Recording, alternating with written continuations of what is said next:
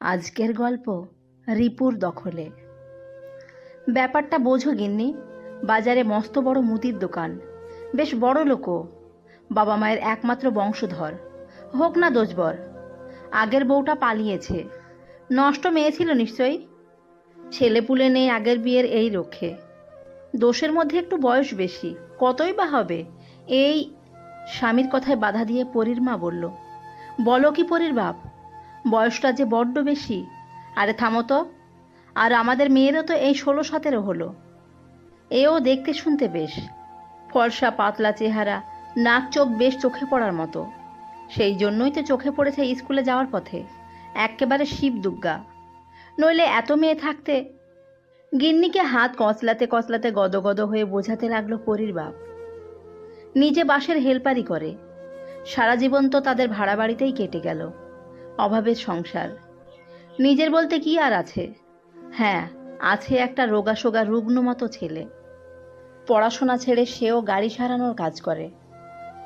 একটা ছোট্ট 2 কামরার গুমটি মতো ভাড়ার ঘরে ছেলে মেয়ে নিয়ে 4 জনের সংসার। ছেলেকেও বুঝিয়েছেন বেশ মতো, বোনের ভালো হবে, ভালো ঘরে যাবে শুনে সে না করেনি। অত ভাবতে পারে না ছেলেটা, বাবা যা ভালো বুঝবে তাই করুক, এ মত তার। গতকাল হিরণময় মানে হিরুবাবু নিজেই এসেছিলেন নিজের বিয়ের তাগাদায়। ওনার বাজারের মধ্যে বড় মুদি দোকান আছে, এলাকায় বড়লোক বলে খ্যাতিও আছে, বড় বাড়ি আছে। কিন্তু সেই বাড়িতে একমাত্র বুড়ি পিসি ছাড়া থাকার মতো লক্ষ্মী নেই। এ তার ভীষণ দুঃখের কারণ। পরীকে দেখে মনে হয়েছে এই রকম লক্ষ্মী মেয়ে তার ঘরে গেলে আরো সমৃদ্ধি হবে। তাই বিয়ের প্রস্তাবের সঙ্গে 1 বস্তা চাল, কয়েক কেজি ডাল, চিনি, তেল, আটা, ময়দা, আরও কত কিছু এনেছিলেন ভ্যানে করে। পুরো 1 মাসের মুদি বাজার। পরীর বাপের কাছে এসে মুখে হেসে বলেন, সকলে শুধু মিষ্টি আনে, আমও হলাম গিয়ে একেবারে ঘরোয়া সংসারী মানুষ, বুঝলেন কি না, সেই জন্য দরকারি জিনিস এনেছি। পরীর বাবা খুব খুশি, মেয়ে তার সুখে থাকবে, সেই সঙ্গে নিজেরাও। হিরুবাবু পরীকে আলাদা করে ডেকে তাকে একটা দামি লিপস্টিক দিয়ে বললেন, শোনো, এখন দিয়ে কম দামি লিপস্টিক আর পরন লাগবে না। এই নাও, এহেনকার সব থেকে দামি লিপস্টিক, মুখ ধুলিয়েও উঠবেনি। আমি দেখেছি তুমি লিপস্টিক ভালোবাসো, ঠোঁট সব সময় লাল টুকটুকে। বলে চোখ সরু করে পরীর দিকে তাকিয়ে নিজের ঠোঁট চেটে নিলেন একবার জিভ দিয়ে। কম দামি লিপস্টিক দেওয়ায় ঠোঁট কামড়ালো পরী। রঘুর দেওয়া প্রথম গিফট। আজকাল তাই ওটাই পরে, ইচ্ছে হলেই, বাইরে বের হলে কেমন যেন আরও সুন্দরী হয়ে ওঠে সে। আজকাল পরীর সাজতে বড় ভালো লাগে, নতুন করে নিজেকে সাজিয়ে নিতে শিখেছে। কাজল, পেন্সিল, স্নো পাউডারের মধ্যে সব থেকে প্রিয় তার লিপস্টিক। মাকে লুকিয়ে সে বেশ কয়েকটা লিপস্টিক কিনেছে অল্প দামের, তা হোক। তার যে লিপস্টিক পরলে ভীষণ ভালো লাগে রঘু বলেছে সেদিন। রঘুর কথা মনে হতেই হাত গুটিয়ে নিল সে। ঠিক এই সময় হিরুবাবু এদিক ওদিক তাকিয়ে পরীর গা ঘেঁষে এসে জোর করে গুজে দিয়েছিল লিপস্টিকটা তার হাতে। সেই দিনই তীব্র সেন্টের গন্ধের থেকেও কেমন এক অজানা গন্ধে গা গুলিয়ে উঠেছিল পরীর। কিন্তু কি করবে সে, বাপের কথার বিরুদ্ধে যাওয়ার সাহস তার ছিল না। হিরুবাবু চলে যাওয়ার পরে স্বামীর কথায় পরীর মা তবুও গোঁজ হয়ে থাকে। পরীর বাপ আবারও বলে, ভেবে দেখো গিন্নি, মেয়ে সুখে থাকবে, আর মেয়ের সুখে আমাদের ছেলেটারও। গিন্নি চুপ করে ভাবতে থাকে। বড়লোক সব ঠিকই আছে, বিয়ে হলে অনেক সুবিধাও, কিন্তু মেয়েটা এখনো ছোট ছেলে মানুষ। মাধ্যমিকে ভালো রেজাল্ট না করলেও 2nd ডিভিশন পেয়েছে, ভর্তি হবে এই সময় এই বিয়ের প্রস্তাব। মুখে বলল, সব ঠিক আছে, লোভে পড়ে মেয়েটার সর্বনাশ যেন না করে বসি। ওনার বয়সটা যেন বড্ড। পরীর বাপ এবারে ধমকে ওঠে, থামো তো, বয়সে একটু বেশিই ভালো। তাছাড়া ওনাকে দেখলে কেউ বলবে না বয়স হয়েছে। লম্বা চওড়া ফর্সা, বোঝাই যায় ভালো বংশের ছেলে। মেয়ে আমার সুখে থাকতে বাধ্য। এত গুণের অধিকারী যখন, তখন পরীর মা অবশেষে নিমরাজি হবে কিনা ভাবছে। এমন সময় পরীর বাপ মোক্ষম কথাটা বলল, তা কি, কোনো খোঁজই তো রাখো না?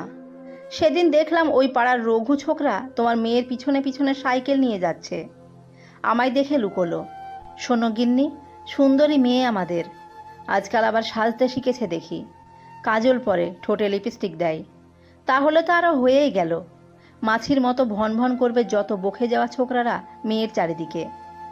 তা সেই রকম কোনো বদছেলের হাতে পড়ে মেয়ের দুঃখ দুর্দশায় চরম সর্বনাশ হওয়ার থেকে এই রকম সৌম্যকান্তি ধীর স্থির বর হওয়া অনেক ভালো।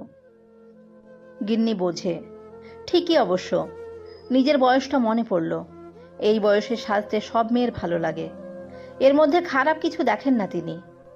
মেয়ে তার বড্ড মুখচোরা, সাজ চড়ে রা নেই, প্রেম টেম করে না, একটু সাজগোজ করে শুধু। সে তো এই বয়সে সবাই। গিন্নিকে চুপ করে থাকতে দেখে পরীর বাপ অস্থির হয়ে উঠে ফের বলল, আর বয়স বয়স করছো? বয়সকালে বিয়ে, তাতে তো আমাদের পরিমাকে একেবারে মাথায় করে রাখবে গো। পরীর মা বেশ কিছুক্ষণ ভেবে হ্যাঁ বলে দিল অবশেষে। ঘরের বাইরে থেকে সবটুকু শুনে মেয়ের চোখে জল এলো। রঘুকে তার ভালোই লাগে বরাবর, কিন্তু রঘু কি পারবে তাকে উদ্ধার করতে এই পরিস্থিতি থেকে? পরি জানে রঘু পারবে না, কিচ্ছু করার নেই তাদের দুজনেরই। রঘু সবে ক্লাস 12। পরীর বাবা যে স্বার্থে মেয়েকে বিয়ে দিতে চাইছিল সেই স্বার্থ চরিতার্থ হলো অবশেষে। জিতে গেল হিরুবাবুও। দিনক্ষণ দেখে খুব দ্রুত বিয়ে হলো কোনো রকমে পুরোহিত ডেকে। তবে হিরুবাবু পরীকে সোনার গলার হার, কানের দুল, শাখাপলা বাঁধানো আংটি সবই দিয়েছিল। পরীর মায়ের চোখে হাসি ফুটল। গা ভর্তি গয়নাগাটি শুদ্ধ সিঁদুর পরা মেয়েকে দেখে পরীর মায়ের শান্তি হলো।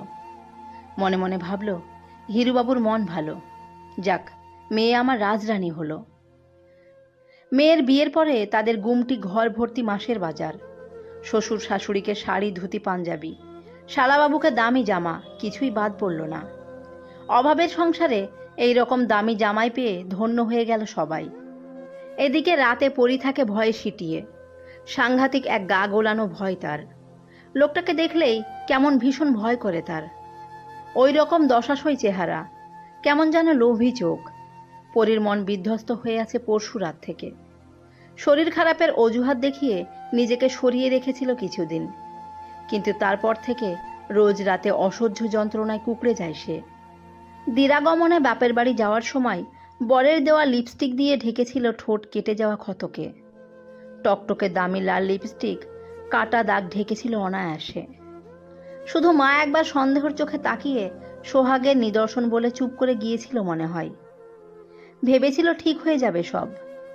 পরীর শরীরের বাকি ক্ষত তো লুকানো ছিল অন্তরালে, আর মনের ক্ষত তো দেখাই যায় না কখনো। বাড়ি ফিরে পরী বায়না ধরেছিল কদিন থাকবে বাপের বাড়ি। পরীর মা প্রমাদ গোনে। পরীর বাপ হিরণময় বাবুর সাথে হেসে হেসে গদগদ হয়ে কথা বলছে দেখে মেয়েকে বোঝাতে বসে, কিন্তু পরীকে ক্রমাগত কাঁদতে দেখে পরীর বাপকে ডেকে আনে। কিন্তু কিসের অসুবিধা, কেন যাবে না ওই বাড়িতে বলতে পারে না সে। অবশেষে পরী চুপ করে দীর্ঘশ্বাস ফেলে। শুধু কান্নাকাটির চোটে 2 দিন বাপের বাড়িতে বেশি থাকার পারমিশন পাই সে। পরীর দিকে বিরক্তি চোখে তাকিয়ে হিরুবাবু গম্ভীর মুখে বাড়ি ফেরেন একা। মাকে অনেকবার বলার চেষ্টা করেও শেষ পর্যন্ত বলে উঠতে পারেনি কোথায় কষ্ট মুখচোরা মেয়েটা। শ্বশুরবাড়ি ফেরার দিন লোকটা তাড়াতাড়ি ফিরেছিল দোকান থেকে। রাতে ঘরে ঢুকেই আগল তুলে দিয়ে একরকম ঝাঁপিয়ে পড়ল পরীর ওপর। আঁতকে উঠল সে। ভালোবাসা যেখানে ঠাঁই পায় না সেখানে শরীরী খেলা প্রচণ্ড বেদনাদায়ক। চিৎকার করে ওঠে ছোট মেয়েটা, কিন্তু সামলাতে পারে না নিজেকে।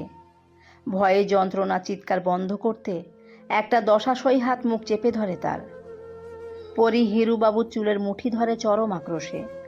কচি হাতের আক্রোশকে পাত্তা দেয় না মধ্যবয়স্ক স্বামী। তারপরে সবশেষে হিরুবাবুর যখন হুঁশ ফেরে, দেখে পরী কেমন নিস্তেজ। তৃপ্তি ভরে নিজেকে গুছিয়ে নাড়া দেয় পরীকে। পরী চুপ। এবারে হিরুবাবুর বুক ধক করে ওঠে। মনে পড়ে ওই সময় হুঁশ ছিল না তার। কতগুলো মুদি বাজার টাকা সব উসুল করে নেবে পরীর কচি শরীরে। সেই স্বার্থেই এই সম্পর্কে এগোনো। তাই তার বুভুক্ষ শরীর এতটাই মগ্ন ছিল যে বুঝতে পারেনি চিৎকার আটকানোর জন্য মুখ চাপা দিতে গিয়ে মেয়েটার নাকটাও চেপে ধরেছিলেন প্রচণ্ড উত্তেজনায়। এখন পরের দিন পরীর না থাকার খবর এলো। দৌড়ে গেল তারা। শ্মশানে নিয়ে যাওয়ার ব্যস্ততায় পরীর দেহ খাটিয়ায় শোয়ানো হিরুবাবুর পিসির দ্বারা সাজানো গোছানো সিঁদুর টিপ লিপস্টিক পরা বউ বেশে। হার্ট ফেল করেছে শোনা গেলেও বুড়ো পিসি মনে হয় বিবেকের তাড়নায় কাউকে বলে ফেলেছিল কিছু। কানাঘুষো যেটুকু শুনেছেন, লজ্জার মাথা খেয়ে সেইটুকু জানিয়ে কেস করলো মেয়ের বাপ আর দাদা হিরুবাবুর নামে। মেয়ের মা আছাড়ি পিছাড়ি খেয়ে কাঁদতে থাকলো। ঘরে মজুদ থাকা চাল ডাল টেনে ফেলে দিল। থানা থেকে ফিরে মেয়ের বাপ বাধা দিল না। এমনটা তো তিনি স্বপ্নেও ভাবেননি। তার চাওয়ায় স্বার্থ ছিল ঠিকই, কিন্তু মেয়েকে এইভাবে হারিয়ে ফেলবেন ভাবেননি। সবার সুখ খুঁজতে গিয়ে যে তিনি ভুল করেছেন সেটা সবশেষে অনুভব করলেন। ক্লাবের লোকজনেরা রেগে উত্তেজিত হয়ে সাহায্য করেছিল কেসের জন্য, কিন্তু গরিব বড়লোকের লড়াইতে কতক্ষণ আর গরিবরা জিততে পারে। তাই সময়ের সাথে সাথে শোক কমল। টাকার গরমে ক্লাবের লোকের চোখ রাঙানি বন্ধ হলো। পুলিশের তদন্তে ভাঁটা পড়ল। সমাজ আবার প্রমাণ করে দিল এই সমাজ গরিবের নয়, এই সমাজ পুরোটাই পয়সাওয়ালাদের স্বার্থ সিদ্ধির জন্য। জামিনে ছাড়া পেয়ে হিরুবাবু এখন আবারও মুদি দোকানে বসেন। তবে জামিন পাওয়ার দিনে আহ্লাদে যখন বাড়ি ফিরছিলেন, পাড়ায় ঢুকতেই কে যেন ঢিল ছুঁড়ে কপাল ফাটিয়ে দিয়েছিল তার। উফ, কম ভুগেছিলেন তাই নিয়ে। তবে কে করেছিল কে জানে। অনেক চেষ্টা করেও খোঁজ পায়নি তিনি। সাবধানে চলাফেরা করেন তাই আজকাল। তবে ছাড়া পেয়ে তিনি এখনও নিজের মধ্য যৌবনকে শান দেন। আর দোকানের সামনে দিয়ে স্কুলে যাওয়া পথে যাওয়া অল্প বয়সী মেয়েদের দিকে জুলজুল চোখে তাকিয়ে বুকের বাম দিকে হাত বুলিয়ে নেন। উফ, কি কষ্ট শরীর আর মনের। ছোট মেয়েদের মামুনি শুন গো, লজেন্স নিয়ে যাও, সম্বোধন করে ডেকে লজেন্স দেন। তারাও পাড়ার জেঠু কাকু ভেবে লজেন্স নেয়। সেই ফাঁকে মেয়েগুলোর হাতে হাত লাগিয়ে শিহরণ জাগিয়ে তোলেন শরীরে। আর আফসোস করেন, সেদিন নিজেকে সামলানো উচিত ছিল তার, কিন্তু পারেননি। কেস ধীর গতিতে চলছে, কিচ্ছু হবে না তিনি জানেন।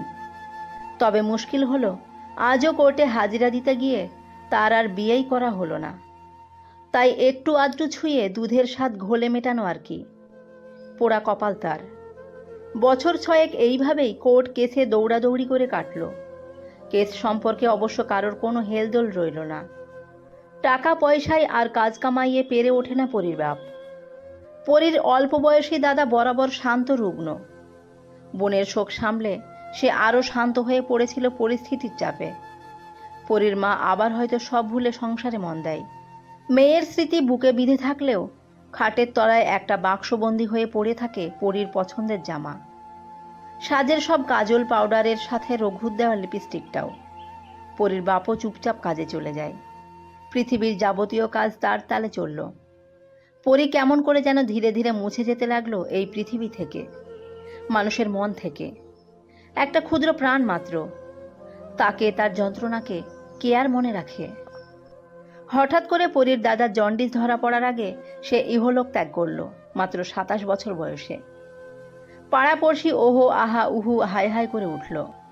কেমন করে যেন পরীর কথা আর একবার মনে পড়ল সবার। পরীর দাদার অসুস্থ হয়ে চলে যাওয়ায় পরীর যে বিচার হয়নি সেটা মনে পড়ল সবার। পরীর বাবা মায়ের 2 সন্তান শোক প্রচণ্ড ব্যথিত করে তুলল ক্লাবের ছেলেদের। এখন সেই ক্লাবের পাকা সদস্য রঘু। সেদিন ঢিল ছুঁড়ে মাথা ফাটিয়েও রাগ যায়নি তার। এতদিন তোড়পে ছিল ভিতরে ভিতরে, কিন্তু কি করবে বুঝে উঠতে পারেনি সে। অবশেষে রঘুর উপস্থিতিতে পাড়াপড়শি সবার প্রত্যেকের কেন যেন মনে হলো খুব অন্যায় হয়েছে ওই দম্পতির ওপরে। তাই জনগণ আর ক্লাবের তদারকিতে হিরণময় বাবুর বিরুদ্ধে কোর্টের কেস আবার সচল হলো। অবশেষে জেলে বসে কচি মেয়েদের স্পর্শের জন্য কান্নাকাটি করতে থাকায় বহাল হলো হিরুবাবুর। গল্পটি ভালো লেগে থাকলে সাবস্ক্রাইব করে পাশে থাকবেন এবং লাইক কমেন্ট শেয়ার করবেন। সাথে থাকার জন্য অসংখ্য ধন্যবাদ।